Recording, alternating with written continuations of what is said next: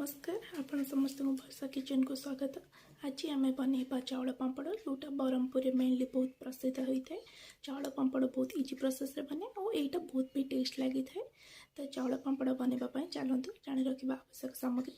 जदि मो चैनल को आप सब्सक्राइब करना ताले मो चैनल को सब्सक्राइब करूँ, साइड थी बेल बटन को क्लिक करूँ और जदि मो चाउल पापड़ आपण मन को भल लगे ताले मो चैनल को लाइक करूँ, शेयर करूँ और सब्सक्राइब करूँ। चाउल पापड़ बनवाई गोटे बाउल फुल बाउल चाउल पाउडर चाउल गुंड नहीं एबे एथेरे मु पानी ऐड करी। पानी मु ये बाउल 6 कप 6 गिना पानी नहीं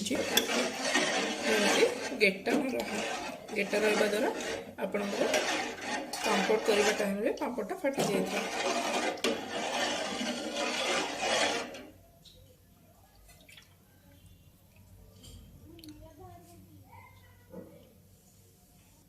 आपण मैंने मो चाउल कंसिस्टेंसी देखी पारे एबे मुझे आउ पानी ऐड करी मत यहाँ भल से फुटेबार अच्छी न जमती भल से न जमता द्वारा यार आम जो पापड़ बनइबा तो बहुत पापड़ फाटी जाए और बहुत लॉस। बाउल आप 2 गिना पानी या फिर 2 बाउल पानी ऐड करेंगे। आपण मैंने देखिपे मोर जंतुणी प्रस्तुत होगलानी। मुझे मोर स्वाद अनुसार लुण ऐड करुच्ची। गैस बंद करदे।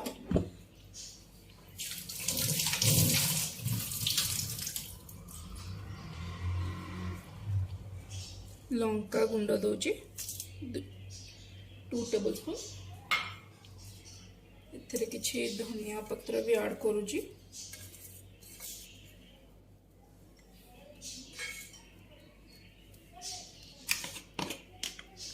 हलदी बस कलर पाई दूची मु 1/2 टेबल स्पून।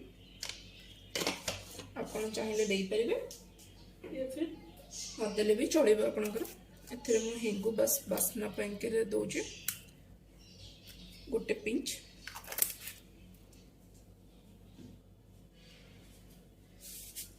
किछ कला जीरा मु 2 टेबल स्पून ऐड करिछि।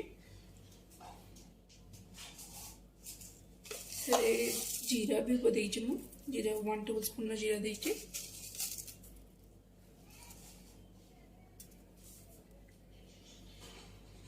एथरे मु धोला राशि ऐड करूछि। एटा आपण चाहिए नहीं परिबे नरे नहीं। एटा मोर 2 टेबल स्पून अछि। गोलमरिच गुंड 1 टेबल स्पून रो नेइछु। एबे मैं ए जंतुन को गोळे देबो। ठंडा होला परे ताको मैं पकेइबे।